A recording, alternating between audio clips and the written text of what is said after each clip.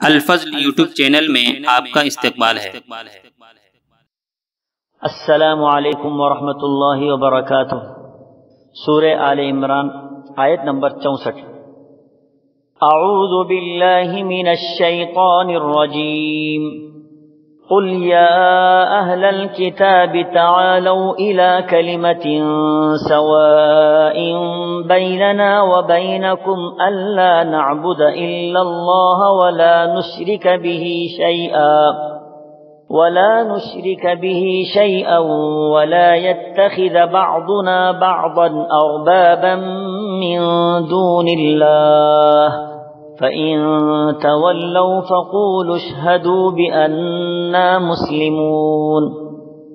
اے نبی صلی اللہ تعالی علیہ وسلم، آپ کہہ دیجئے کہ اے اہل کتاب، ایسی انصاف والی باتوں کی طرف آؤ جو ہم میں اور تم میں برابر ہے کہ ہم اللہ کے سوا کسی کی عبادت نہ کریں، نہ اس کے ساتھ کسی کو شریک ٹھہرائیں، نہ اللہ کو چھوڑ کر آپس میں ایک دوسرے کو ہی رب بنائیں۔ بس اگر وہ منہ پھیر لیں تو تم کہہ دو کہ گواہ رہو ہم تو مسلمان ہیں۔ بزرگوں اور بھائیوں، یہودیوں، نصرانیوں اور فاسد عقیدہ والوں سے اس آیت کے اندر خطاب ہے۔ کلمۃ سوا کے معنی عدل و انصاف والی بات۔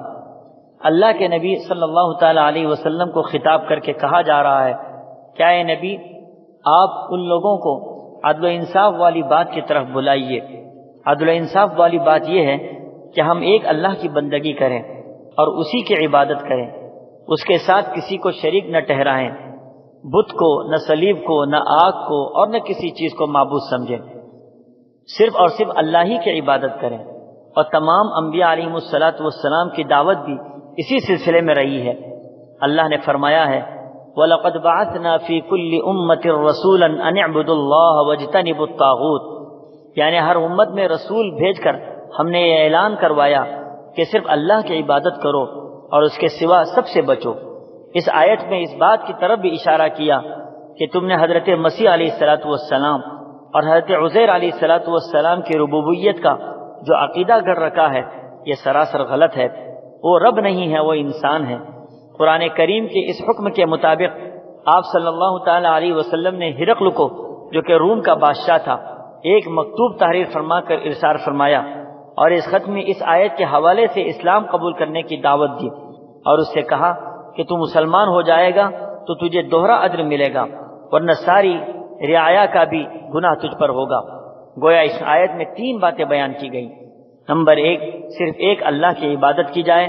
نمبر 2، اس کے ساتھ کسی کو شریک نہ کیا جائے۔ نمبر 3، کسی کو شریعت سازی کا خدائی مقام نہ دیا جائے۔ اللہ ہم سبوں کو صرف ایک اللہ کی عبادت کرنے کی توفیق عطا فرمائے، آمین۔ وآخر دعوانا ان الحمدللہ رب العالمین۔ اس چینل کو سبسکرائب کریں اور اس کو زیادہ سے زیادہ شیئر کرنے کی کوشش کریں۔